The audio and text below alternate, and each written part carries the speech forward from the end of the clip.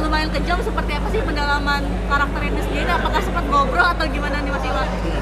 Sebenarnya dari awal itu aku, Mas Rudi, Bang Denny juga kita ngelihat ada satu sosok teroris yang ada di Nusa Kambangan namanya Aman Abdurrahman.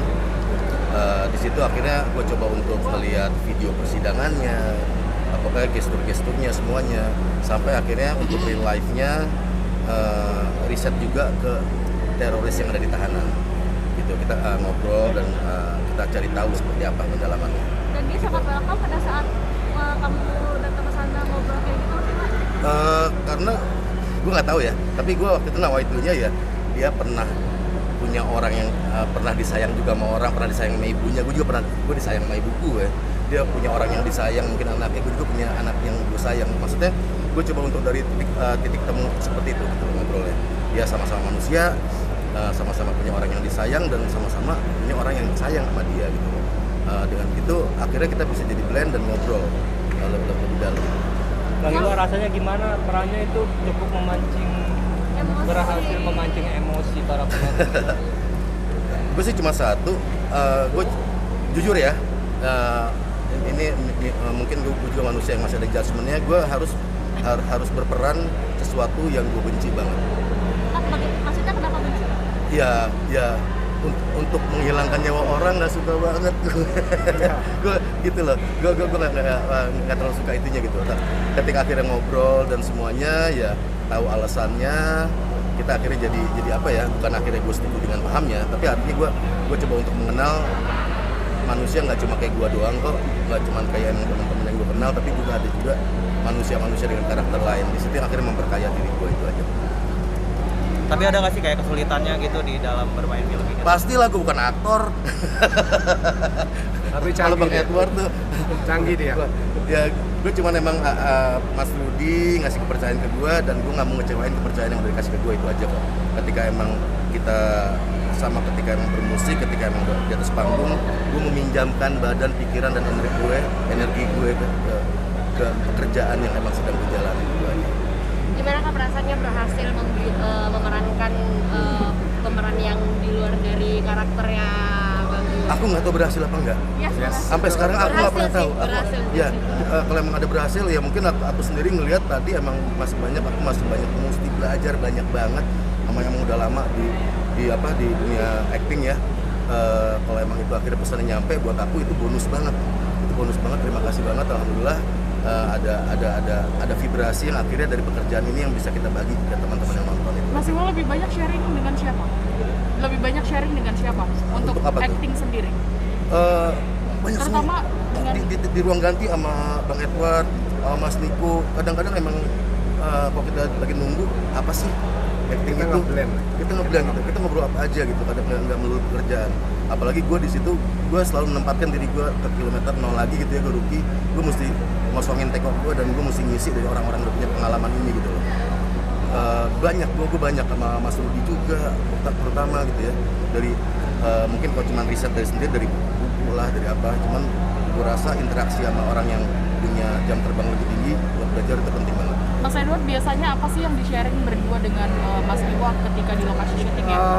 Kita berbagi ya, berarti kata kita punya satu visi yang sama, skenario, kita punya waktu yang cukup panjang, itu yang paling penting untuk kita bedah dan transformasi gitu. Jadi bukan cuma sekedar kita dapat skenario, baca doang terus syuting, enggak. Tapi nyawa dari setiap kata, dari setiap kalimat, dari setiap scene, dari setiap plot itu kita harus pahami betul-betul. Dan kita punya sutradara yang sangat berpengalaman dan hebat, dan kita bisa merasakan energi sutradara itu visinya mau seperti apa.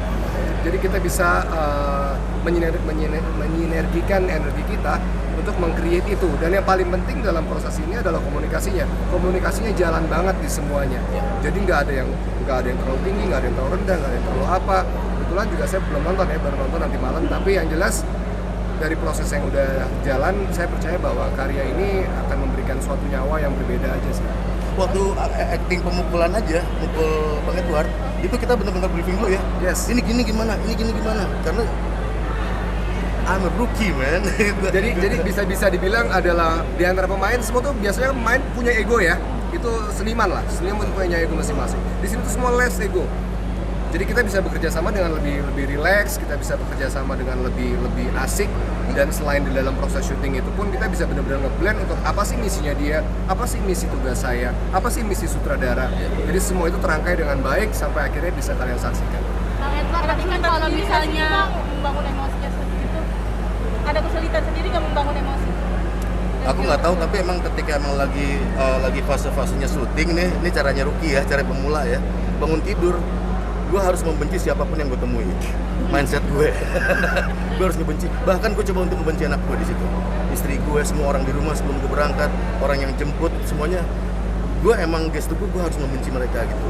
Karena emang gue nggak bisa, gue belum punya saklar gitu ya, yang orang tiba-tiba di tempat syuting langsung yang gitu. Tapi gue emang dari awal gue belajar, gue proses belajar gue seperti itu. Berarti bisa semua dikasih hadiah ya? Harus kasih hadiah. Berapa lama Bang Iwa akhirnya proses benci segala macam? Ya selama proses syuting aja. Ada rencana untuk mau menerima tawaran-tawaran acting lainnya? Amin dong. Oh ya, insya Allah, Bismillah. Mas Iwa, pas ada adegan ditangkap polisi dan dalam penjara sudah merasa flashback nggak sih? Buat dapat impresnya gitu. Waktu itu masih mendingan, cuma dipegang tangan, ini kan gue diginiin. Lebih kejam kalau yang sekarang. Tapi seru. Maksudnya sempat flashback nggak sih supaya dapat tesnya gitu? Kan ada adegan yang sama. Justru itu gue ngebuang jauh itu karena emang kasusnya berbeda. Kasusnya berbeda, itu kasus berbeda, karakter dengan karakter yang berbeda. Waktu itu gue dan gue nggak boleh membawa gue di sini gitu loh. Itu udah blunder sendiri gitu loh ketika emang gue ngebawa diri gue di sini. Siap, Mas Iwa. Gak apa-apa, santai. Mas Iwa, ketika totalitas lo berhasil membuat orang membenci lo dan lo stereotip dianggap penjahat, gimana Mas?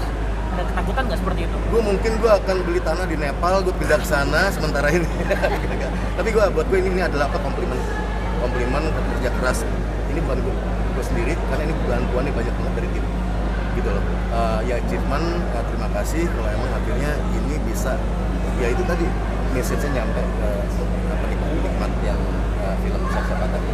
Bang, anak istri sendiri mungkin paham dengan tingkah laku Bang Iwa yang benci. Anak sendiri protes nggak sih dengan kok papa mungkin beda dari biasanya? Biasanya pas mau berangkat, udah pulang nggak? Udah pulang gue coba untuk riset kenal lagi, rilis lagi. Bencinya gimana sih? Lebih ngedimin aja, maksudnya di mindset gue, lo siapa sih gitu. Lebih ke situnya aja, biar emang akhirnya gue nggak bekerja keras lagi di lokasi gitu. Ada komplain dari anak istri mungkin karena terpaksa harus bersikap begitu demi peran? Enggak sih, istri tahu, teman-teman deket gue yang bermusik sampai sempat nyangka Iwa tuh bukan Iwa yang dulu lagi, tapi gue nggak cerita gue lagi ngapain. Gue nggak cerita ke mereka. Ya sempet lah kawan-kawan deket yang nyangka gue udah berubah gitu loh.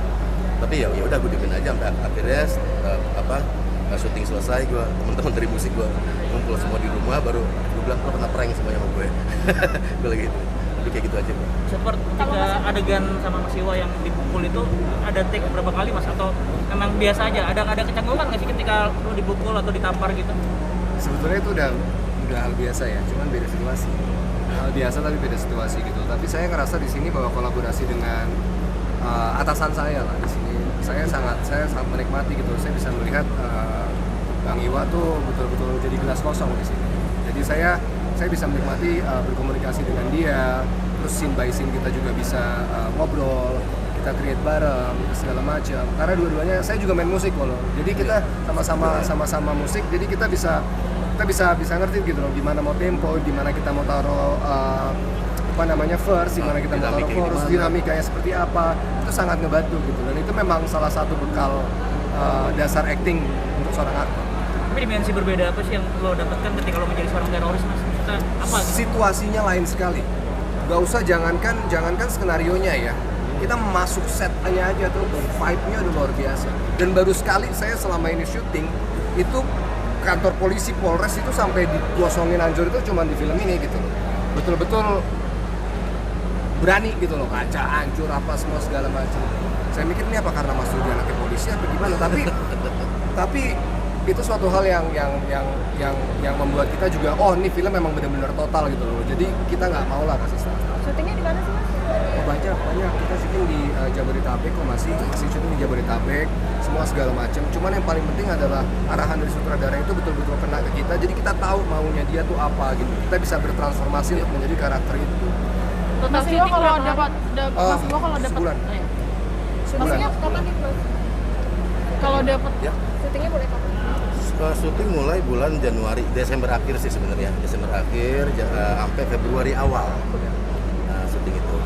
Ya itu. Jadi Mas emang Iwa, sebulan lebih dikit lah. kalau dapat tawaran misalnya peran jahat atau antagonis lagi yang butuh skill Gue yang lebih pengen mau meranin bucin sebenarnya gue. Capek gue gini.